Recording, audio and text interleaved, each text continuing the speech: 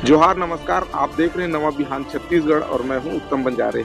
अभी मैं जो है जिला मुख्यालय मुंगेली में हूँ और ये मुंगेली रेस्ट हाउस में आज जो है छत्तीसगढ़ क्रेडा के अध्यक्ष भूपेंद्र सवन्नी आए हुए हैं और वो जो है केंद्रीय बजट 2026 जो 1 फरवरी 2026 को केंद्रीय वित्त मंत्री निर्मला सीतारमण के द्वारा जो है संसद में पेश किया गया है, उस पर जो है लोगों को जानकारी देने के लिए प्रेस वार्ता कर रहे हैं। चलिए देखते हैं कि प्रेस वार्ता में वो क्या कुछ कह रहे हैं।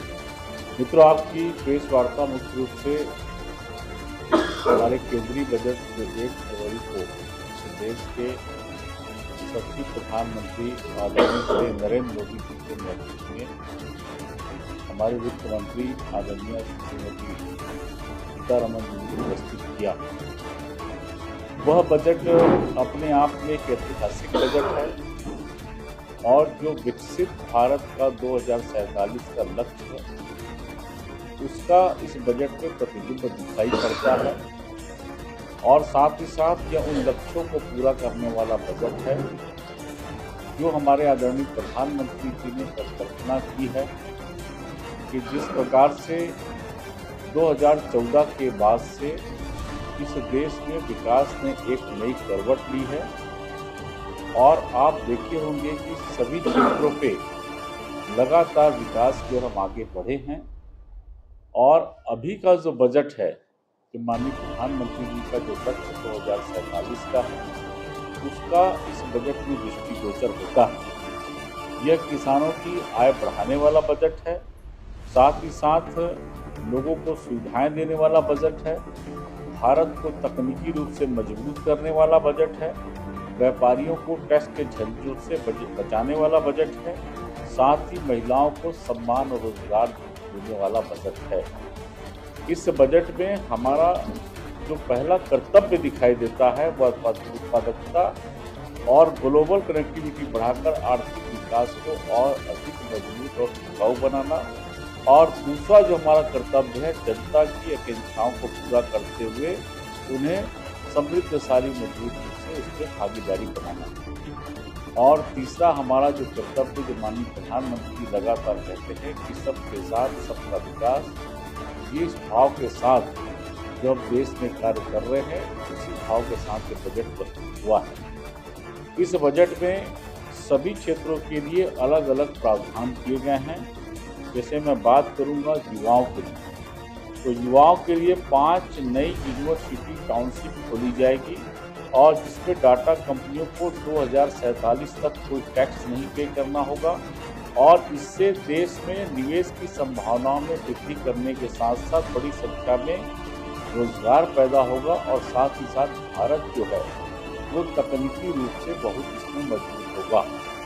और उसके साथ साथ 10,000 युवाओं को टूरिस्ट गाइड के रूप में ट्रेन कर इनको न केवल पर्यटन के क्षेत्र में बाकी विविध क्षेत्रों में इनके रोजगार के अवसर बढ़ेंगे। इस प्रकार से साथ ही साथ 2030 तक एमिनेशन, विजुअल इफेक्ट्स, गेमिंग और कर्मिंग क्षेत्र में 20 लाख पेशेवर तैयार किए जाने हैं। ये रोजगार, यह कदम जो है रोजगार की से भूमि का पत्र साबित होगा। और साथ ही साथ 5 साल में 1 लाख एलाइड हेल्थ प्रोफेशन को radiology, anaesthesia, OT, psychology, behavioural health के ट्रेन किया जाएगा और जिसके लिए 1000 करोड़ रुपए का बजट का प्रावधान किया गया है। आप स्वयं इस बात को महसूस भी किए होंगे कि हमारे बहुत जगह स्किल न होने के कारण हमारे बहुत सारी मशीनरी का सही उपयोग आज भी नहीं हो पाता। उसके लिए युवाओं के लिए विशेषकर इस बजट में प्रावधान किया गया और उसी के साथ साथ महिलाओं को जो माननीय प्रधानमंत्री जी की जो विशेष अभियान है कि जो हमारी लखपति दीदी को विस्तार की योजना, उसको महिलाओं के लिए जो विशेष प्रावधान इसमें किया गया है, लखपति दीदी योजना का विस्तार करते हुए अब 2 करोड़ से बढ़ाकर 5 करोड़ कर दिया गया है। अब तक 37% से अधिक महिलाएं टैक्स पेयर बनी हैं। 5 साल में वर्कफोर्स से महिलाएं 70% बढ़ी है। 5 साल में महिला निवेदक 3 गुना, नौकरी 2 गुना बढ़ी है और कल 2 लाख के करीब स्टार्टअप में 1 लाख महिलाओं को फाउंडर हर जिले में 78 महिलाओं को खुलेगा जिससे महिलाएं सुरक्षित रूप से पढ़ सकेगी। ये पूरे देश के लिए एक ऐतिहासिक कदम होगा कि महिलाओं के लिए अलग से जो हॉस्टल बनाने की योजना इसमें रखी गई है। साथ ही साथ महिलाओं को अपना जो उत्पाद है, जो हमारी महिला बहनें अपना स्व सहायता समूह के माध्यम से, अपने स्टार्टअप के माध्यम से अपने जो उत्पाद बनाते हैं उसको सीधे ग्राहकों को बेच सकेंगे, इसकी योजना भी इस पे बनाई गई है। और उसके लिए उनके स्थानीय उत्पादों की ब्रांडिंग की योजना और उसके साथ साथ उसके आवश्यक जो उपकरण के व्यवस्था है, इस सारी चीज़ों का इसमें समावेश किया गया है। और महिला बाल विकास का जो बजट है वो 16% से बढ़ाकर अब जो 28,183 करोड़ रुपए कर दिया गया है, जो पिछले वर्ष 24,343 करोड़ रुपए था। तो महिलाओं को विशेष रूप से प्राथमिकता देने वाला यह बजट है। और उसी के साथ साथ हमारे किसानों के लिए भी इसमें विशेष रूप से प्रावधान किया गया है। जैसा कि आप सब जानते हैं कि माननीय प्रधानमंत्री जी लगातार इस देश में किसानों को आगे बढ़ाने के लिए प्रधानमंत्री सम्मान निधि योजना से लेकर किसानों को क्रेडिट कार्ड, फसल बीमा योजना के माध्यम से लगातार प्रोत्साहित कर रहे हैं। और अभी उन्होंने पशुपालकों के लिए लोन में सब्सिडी का ऐलान किया है और मछली पालन हेतु 500 बड़े तालाब का निर्माण का ऐलान हुआ है। और साथ ही साथ जहां पर हमारे खासकर जो हमारे उत्तर भारत में अखरोट और बादाम किसानों के विशेष पैकेज की योजना भी इसमें की गई है। और किसानों को उद्यमी बनाने के लिए इस बजट में विशेष रूप से प्रावधान किया गया है। और उसके साथ साथ जो हमारे छोटे उद्योगों को जो SME विकास निधि का 10,000 करोड़ रुपए का अलग से पैकेज का ऐलान किया गया है, जिससे हमारे छोटे उद्योगपति और जो हमारे न्यू स्टार्टअप हैं उनको बढ़ावा देने की दृष्टि से सरकार ने इस प्रावधान को किया है। और साथ ही साथ विदेश में जो हमारी 1 करोड़ रुपए तक की प्रॉपर्टी पर पेनल्टी खत्म कर अब अल्टरनेटिव टैक्स घटाकर 14% कर दिया गया है। और उसके साथ साथ जो हमारे विदेश के जो लगने वाला TDS की दर थी, जो हमारी विदेश यात्रा पर TDS की दर थी 20% और 5% की दर से लगती थी, अब उसको 2% कर दिया गया है। और विदेश में इलाज कराने के लिए बाहर पैसे भेजते समय जो 5% TDS देना पड़ता था, अब उसको 2% कर दिया गया है। और विदेशों में पढ़ाई के लिए एजुकेशन लोन पर भी कोई TDS नहीं लगेगा, इसका प्रावधान बजट में किया गया है। और उसके साथ साथ जो हमारे विदेश से 75,000 रुपये के सामान लगाने पर कोई टैक्स नहीं लग गया, पहले यह सीमा 50,000 रुपये थी। इस प्रकार से अलग अलग सेगमेंट में सरकार ने अलग अलग व्यापक रूप से दृष्टि डालते बजट का प्रावधान किया है। स्वास्थ्य क्षेत्र में सरकार ने ऐतिहासिक रूप से जो घोषणाएं की है कि लोगों को सस्ती दवाएं उपलब्ध कराने के लिए सरकार ने विशेष योजना की है। और इसके लिए 40,000 करोड़ रुपए का बजट में प्रावधान भी रखा गया है। और स्वास्थ्य सुविधाएं बेहतर बनाने के लिए 5 बड़े मेडिकल हब बनाने का निर्णय भी सरकार ने लिया है। और उसके साथ साथ बुजुर्गों को मेडिकल मदद के लिए सरकार का बड़ा ऐलान हुआ है कि 1.5 लाख केयर टेकर सरकार देगी। और शुगर और कैंसर की दवाएं को सस्ती करने का निर्णय हुआ है। और 3 नए बड़े औद्योगिक अस्पताल सरकार के द्वारा बनाए जाएंगे।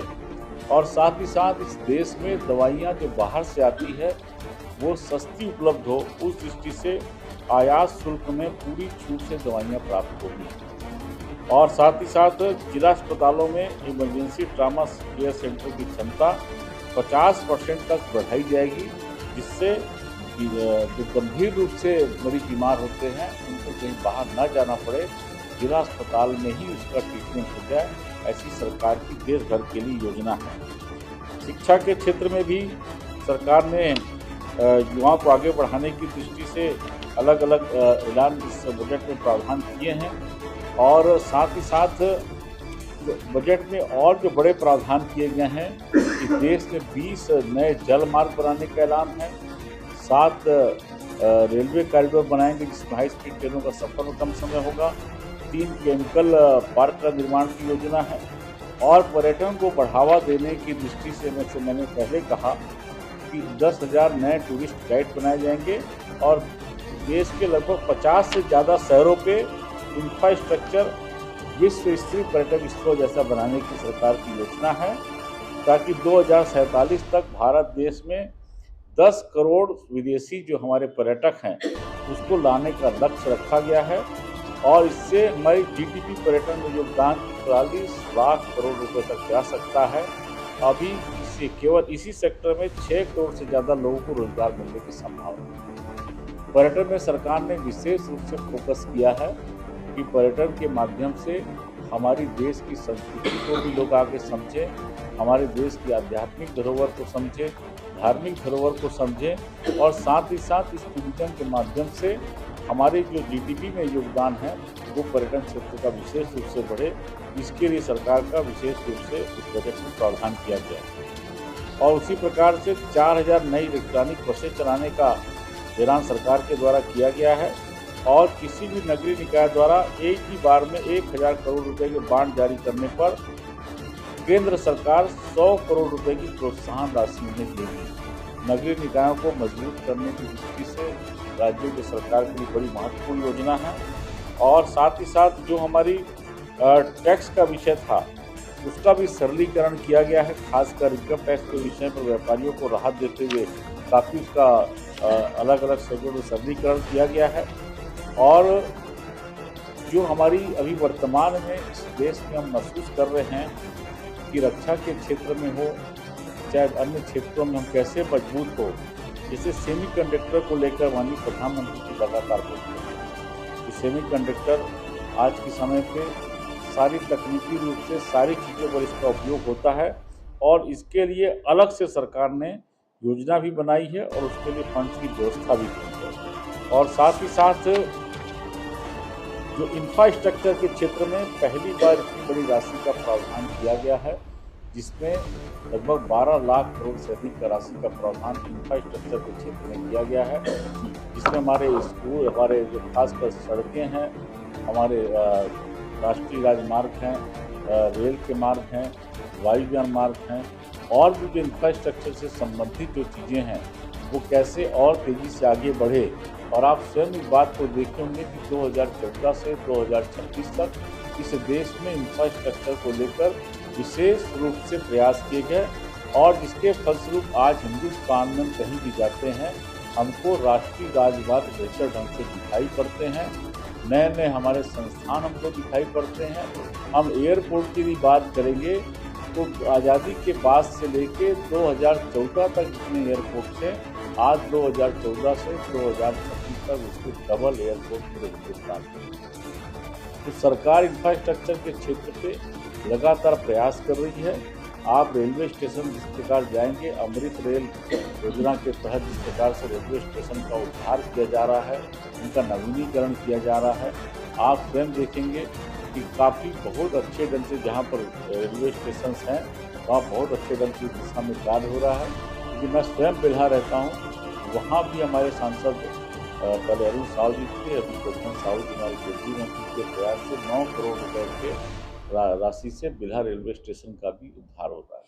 तो एक उदाहरण है ये, और माननीय प्रधानमंत्री जी ने पूरे देश भर में इसकी योजना बनाई है कि इंफ्रास्ट्रक्चर कैसे हम मजबूत करें ताकि सभी क्षेत्रों में हम आगे कैसे बढ़ें, और उसके लिए सरकार के द्वारा विशेष रूप से योजना बनाई गई। मैं एक दृष्टि आपको बताना चाहूँगा कि तुलनात्मक रूप से जैसे कांग्रेस शासनकाल में शिक्षा का बजट कुल 39,000 करोड़ रुपए था, आज हमारी मोदी सरकार ने यह बजट 1,39,000 करोड़ रुपए से भी ज़्यादा है। तो सरकार की दृष्टि कि सरकार क्या चाह रही है। और उसी प्रकार से रक्षा का जो बजट था वो कांग्रेस शासनकाल में कुल 2.5 लाख करोड़ रुपए का था। आज हमारी मोदी सरकार में रक्षा का जो बजट है वो लगभग 7.5 लाख करोड़ रुपए का। और उसके साथ साथ हमारे स्वास्थ्य का जो बजट था वह केवल पहले 38,000 करोड़ रुपए था, आज मोदी सरकार में बजट 1 लाख करोड़ रुपए से भी ज़्यादा हो चुका है। और उसी प्रकार से किसानों के लिए जो बजट का प्रावधान पहले कांग्रेस सरकार में 29,000 करोड़ रुपए मात्र था, आज की मोदी सरकार में बजट 1,62,000 करोड़ रुपए से भी ज़्यादा हो चुका है। और उसी प्रकार से रेलवे का जो बजट, इसकी चर्चा आपसे कर रहा था, कुल 29,000 करोड़ रुपए था। आज यह मोदी सरकार में रेलवे का बजट 2,81,000 करोड़ रुपए हो चुका है। और उसी प्रकार से सड़क परिवहन राजमार्ग की हम बात करेंगे तो पहले कांग्रेस सरकार में कुल 31,000 करोड़ रुपए का बजट था और मोदी सरकार में यह बजट 3 लाख करोड़ रुपए का। तो इतना बड़ा अंतर इस देश में आया है। और जहां पूंजीगत व्यय मतलब माना जाता है कि पूंजीगत व्यय जो आधारभूत संरचना में जो राशि खर्च होती है और जो ऐसा कहा जाता है कि उससे देश का विकास दिखाई पड़ता है कि देश किस तेजी के साथ विकास की ओर आगे बढ़ रहा है। कांग्रेस सरकार में केवल 2 लाख करोड़ रुपए खर्च होते थे। आज मोदी सरकार में आंकड़ा लगभग 12 लाख करोड़ से अधिक का पहुंच चुका है। और साथ ही साथ जो कांग्रेस सरकार में राज्यों को चाहे किसी भी पार्टी की सरकार कुल मिलाकर 5 लाख करोड़ रुपए की प्रति वर्ष मदद की जाती थी। आज मोदी सरकार में यह आंकड़ा लगभग 26 लाख करोड़ रुपए से मतलब समावेशी विकास जिसको कहते हैं, पूरे देश का समावेशी विकास, समायोजित विकास और सबके हित को सुरक्षित रखते हुए जो विकास, बिना किसी भेदभाव के विकास, ये मोदी सरकार में हमको दिखाई पड़ता है। रेलवे के बजट में छत्तीसगढ़ को भी पहली बार 7,470 करोड़ रुपया मिला है।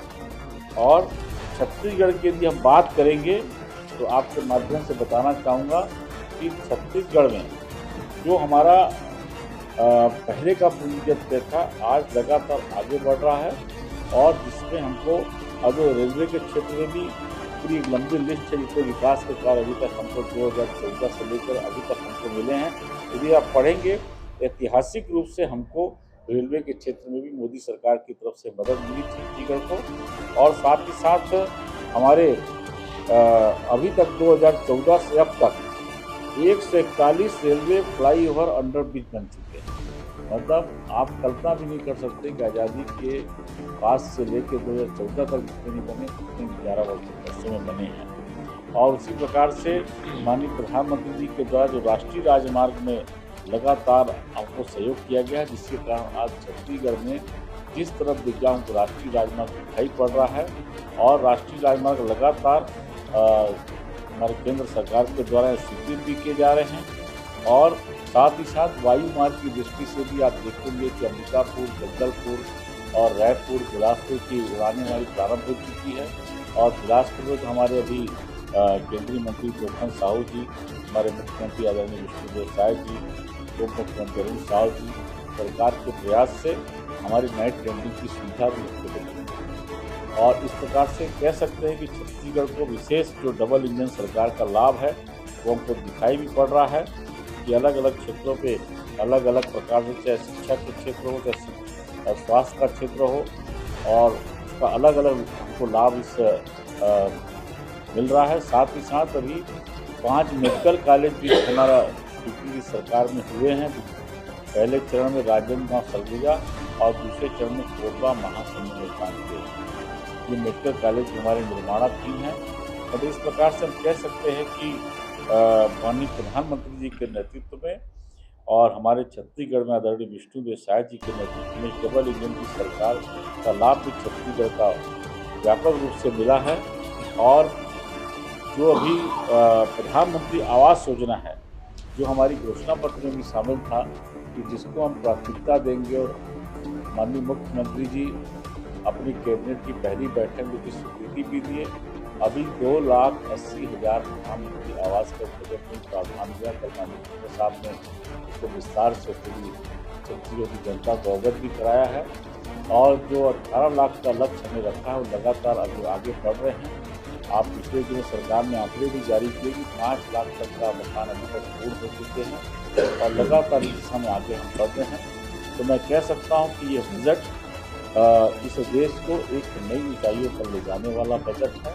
और निश्चित रूप से आने वाले समय पर इस बजट के माध्यम से हमको देश के विकास की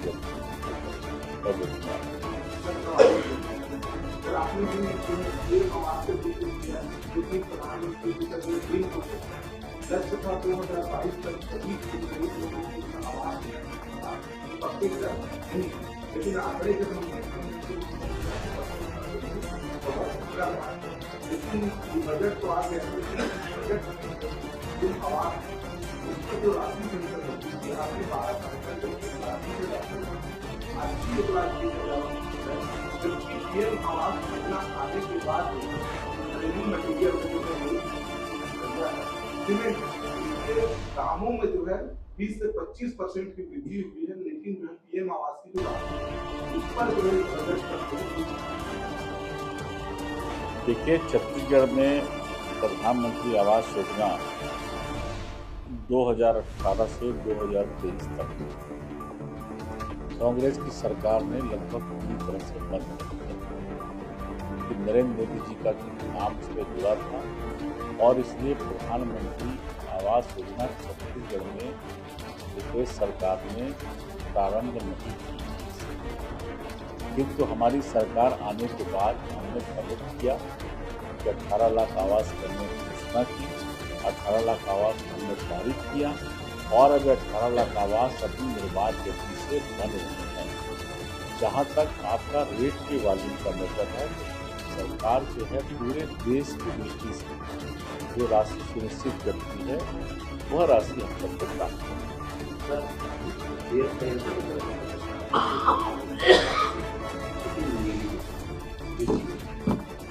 ना तो मिल पाया, ना सड़क मिल पाया,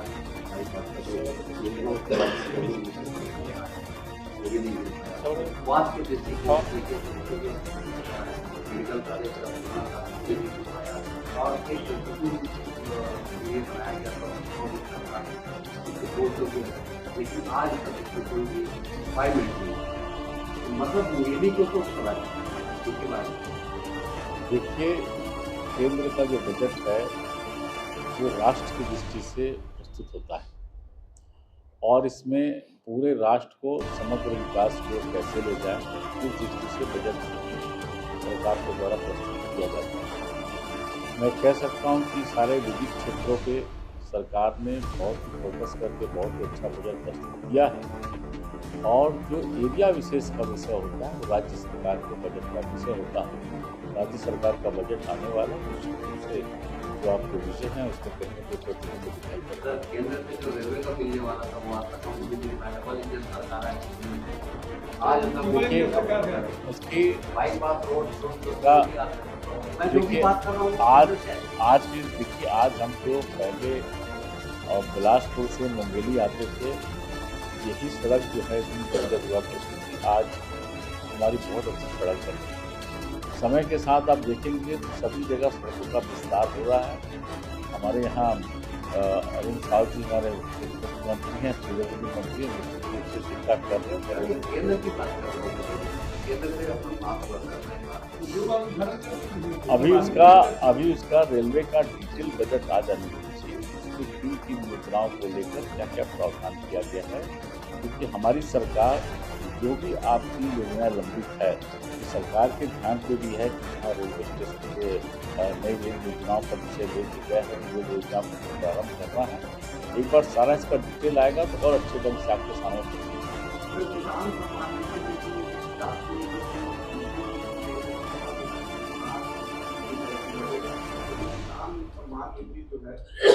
जो है महंगाई दर के अनुसार जो है खाद के